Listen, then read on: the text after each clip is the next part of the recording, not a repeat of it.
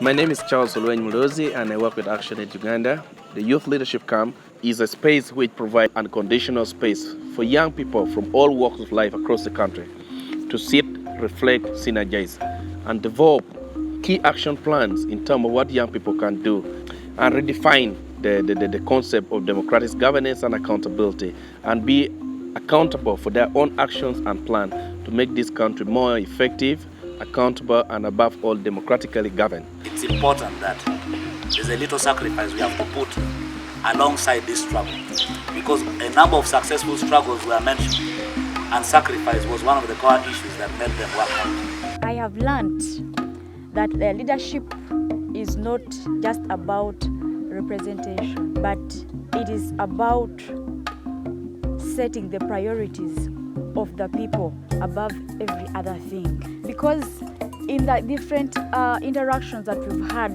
during this camp, you ask yourself, do we have leaders in this place? What are they doing? Because you see priorities, something that they are supposed to be putting as a priority to whatever fora they are representing their people to. But you see that it is the last thing. The community we visited, personally I learned that Kasese is really blessed with natural resources, and yet its people are poor.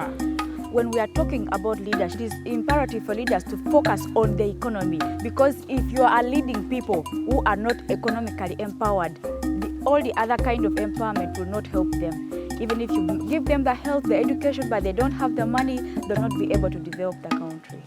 Remember that we are here to connect between nature and nature.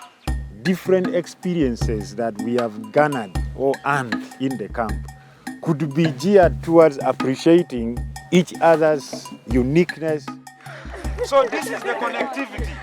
We must begin now seeing that as a country, there is something about Uganda that is beyond what we have read, what they taught us, and what we can imagine. I have basically learned that we also need to appreciate the capabilities that we have. Sometimes we have gone ahead to undermine our skills, but we need to be organized. We also learned that the youthism should not be used by old politicians for their individual gains, but they should take up spaces as youths and utilize these spaces and rise and lead society.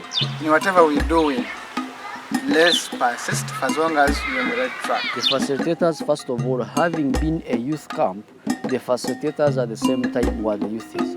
People that understood the realities and the realities about what affects the youth and how it should be approached without a biased mind. The second day was the most fun, I would say, because we went to Kiwa Heritage, where we saw the cultural stuff of the Bakonjos. Personally, I didn't know that there is a place like this that could exist here, because you know when you're outside Kasese yourself, I had this experience of places where there are rebels and all that.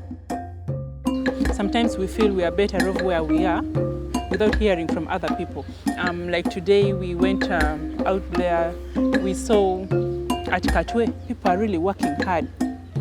Salt mining, you find young people coming to ask you, do you want to have some?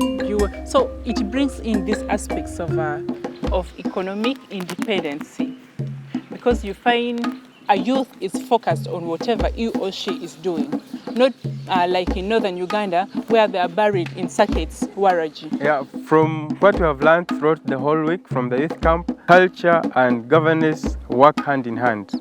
For instance, the recent attacks that happened in 2016, we realized that there was a mismatch, a disconnection between culture and government.